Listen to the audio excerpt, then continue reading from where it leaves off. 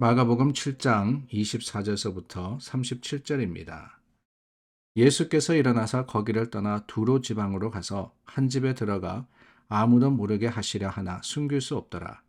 이에 더러운 귀신 들린 어린 딸을 둔 한 여자가 예수의 소문을 듣고 곧 와서 그 발 아래에 엎드리니 그 여자는 헬라인이요 수로보니게 족속이라. 자기 딸에게서 귀신 쫓아내 주시기를 간구하거늘 예수께서 이르시되 자녀로 먼저 배불리 먹게 할지니 자녀의 떡을 취하여 개들에게 던짐이 마땅치 아니하니라. 여자가 대답하여 이르되 주여 올소이다마는 상 아래 개들도 아이들이 먹던 부스러기를 먹나이다.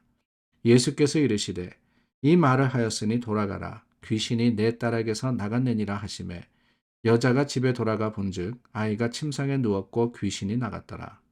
예수께서 다시 두로 지방에서 나와 시돈을 지나고 데가볼리 지방을 통과하여 갈릴리 호수에 이르시매 사람들이 기먹고 말 더듬는 자를 데리고 예수께 나와 안수하여 주시기를 간구하거늘 예수께서 그 사람을 따로 데리고 무리를 떠나사 손가락을 그의 양귀에 넣고 침을 뱉어 그의 혀에 손을 대시며 하늘을 우러러 탄식하시며 그에게 이르시되 에바다 하시니 이는 열리라는 뜻이라.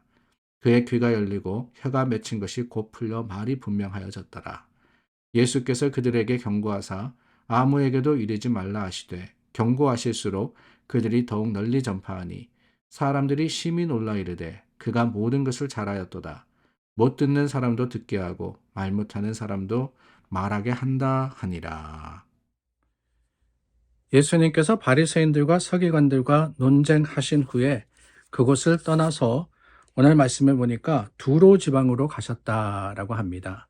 두로 지방이라고 했는데 여러분 두로라는 그 지명이 익숙하실 겁니다. 예수님께서 화 있을 진저라고 말씀하시면서 심판날에 두로와 시돈이 견디기 쉬우리라. 예수님께서 권능을 베풀어 주셨지만은 그를 믿지 않는 유대인들을 향해서 두로와 시돈에서 행했더라면은 그들이 회개하였을 거다. 오히려 심판날에 그 사람들이 더 견디기 쉬울 거다라고 하신 그 말씀의 내용을 우리는 기억합니다. 두로와 시돈 인근 지역이었는데 그 지역은 다름이 아니라 우리가 갈릴리 바다 그 지역을 알고 있습니다. 갈릴리 바다에서 북서쪽으로 올라가면은 해안 지역에 가서 두로와 시돈이라는 그 지역이 있습니다. 그리고 거기에 사르밧이라는 지명도 나오는데 사르밧은 우리가 잘 알듯이 열왕기상 17장에 엘리야가 한 과부에게 찾아가서 그 과부를 축복함으로써 그 집에 가루와 기름이 떨어지지 않았던 그 사건이 있었던 그런 지역입니다. 근데 두로와 시돈 그리고 그 사르밧 지역을 합해서 수로보니게 지역이다라고 하고 있습니다. 오늘 26절 말씀을 보니까 한 여인이 예수님께 찾아 나왔죠.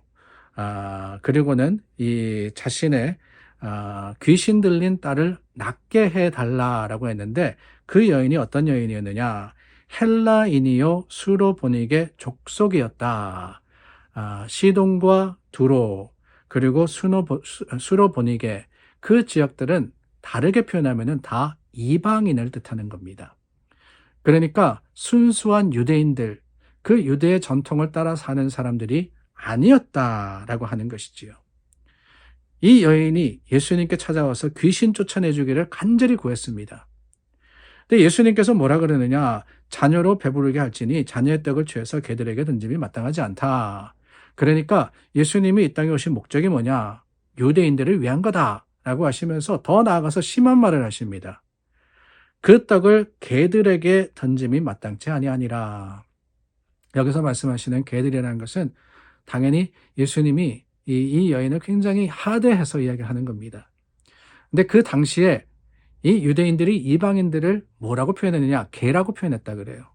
그러니까 다르게 이야기하면은 이방인에게 유대인들이 받을 은혜를 나누어 주는 게 마땅하지 않다라고 하셨던 겁니다. 그런데 여러분 여기에 놀라운 고백이 나옵니다. 28절 말씀을 보니까 여자가 대답하여 이르되 주여 올소이다마는 상 아래 개들도 아이들이 먹던 부스러기를 먹나이다. 상 아래 개들도 이방인들도 부스러기 그러니까 유대인들이 먼저 되는 것은 맞지만은 그 유대인들에게 베풀어 줘야 하는 은혜, 그들이 받아야 하는 구원의 역사를 조금이나마 일부분이나마 받을 때 이 이방인들도 구원을 받을 수 있지 않습니까? 라고 했던 거예요. 그때 예수님이 말씀하십니다. 이 말을 하였으니 돌아가라, 귀신이 내 딸에게서 나갔느니라. 이 말을 하였으니 앞에 이야기를 이야기하는 거죠. 그 말이라는 게 뭐냐? 예수님의 말씀에 반박한 게 아닙니다. 작은 은혜, 그 작은 은혜를 간절하게 구하는 마음을 예수님이 보실 것이에요. 그래서 저는 이것을 부스러기 은혜를 구한 여인, 이렇게 표현하면 좋겠다라는 생각이 들었습니다. 부스러기 은혜. 여러분, 그렇죠. 우리가 무엇을 먹더라도 잘 차려진 이 본상을 받으면 기분이 좋습니다. 그런데 그렇지 않아도 부스러기라도 있는 것, 그것도 감사할 수 있는 게 그게 진정한 감사의 마음이자 지혜가 아닌가 하는 생각이 들 때가 있어요. 대접받지 못한다고 내가 메인이 아니라고 섭섭해하고 그러면 나는 이 남은 것, 이 찌끄러기는 안 먹어. 이게 아니라는 거죠. 사실 성경은 이 부스러기의 중요성에 대해서 굉장히 강조하고 계십니다. 여러분, 이 앞에 일어난 사건을 기억하시죠? 6장 말씀에 보면 무슨 일이 일어났습니까? 오병이어의 사건이 있었습니다.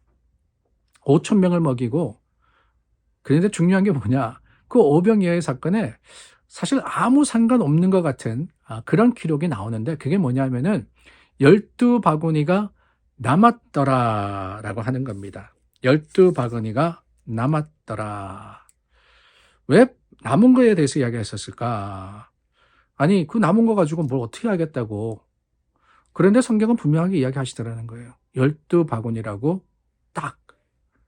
그것만이 아닙니다. 오늘 저희가 나눈 본문을 지나가면은 8장이 나오는데 8장 첫 번째 이야기가 뭐냐면은 여러분, 이 8장 첫 번째 이야기를 우리는 칠병 이삼어라고 이렇게 표현합니다. 그러니까 떡 7개와 물고기 2-3마리이기 때문에 그렇게 표현을 하는데, 예수님께서 4,000명을 먹이시고 이때도 4,000명을 배불르게 먹었다. 이게 다가 아니에요. 8장 이 말씀에 보면은 8절 말씀에 배불리 먹고 남은 조각 7광주리를 거두었다. 이때는 7광주리가 남았다. 부스러기가 남았다. 라고 하는 거예요. 그 이유가 뭘까? 12바구니가 남았고 7바구니가 남았고 왜 그랬을까? 저는 엉뚱한 상상을 해봅니다. 남았다라고 하는 것, 그거를 다 거두고 남은 거를 갖다가 그럼 예수님과 제자들이 버렸을까? 그건 아니겠죠. 그 자리에 있었던 많은 사람들이 배불게 먹었습니다.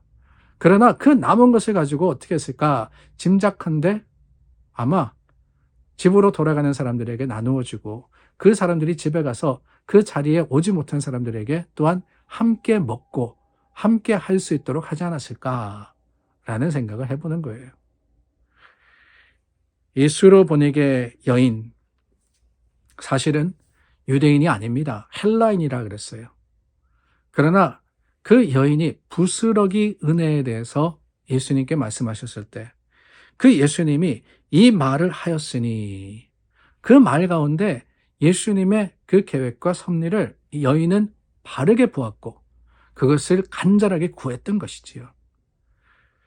그것을 바로 예수님은 기뻐하셨고 이 여인이 구하는 대로 아이에게서 귀신을 쫓아내 주셨던 겁니다. 사랑하는 여러분, 그렇습니다. 우리는 항상 뭔가 대단한 것을 구할 때가 많습니다.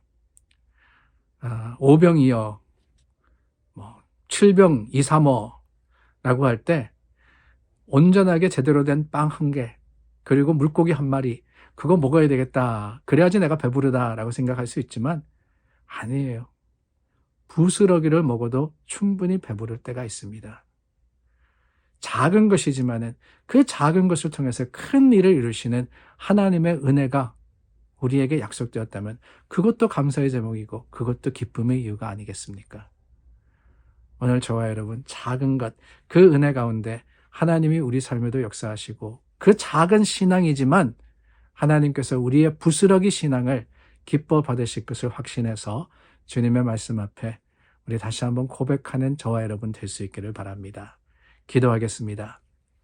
참 좋으신 하나님, 수로 보니게 여인의 그 부스러기 믿음을 귀하게 여기신 예수님의 선포와 같이 오늘 우리에게도 하나님께서 작은 것이나 우리가 드리는 것을 통해서 크게 영광 받으시고 하나님의 거룩하심을 드러내 주시옵소서. 예수님의 이름으로 기도드립니다. 아멘. 우리 오늘 2월의 마지막 날이죠. 오늘 지난 한 달을 돌아보면서 감사하고 또한 새로운 마음으로 새 출발하는 저와 여러분 될 수 있기를 바랍니다. 기도하겠습니다.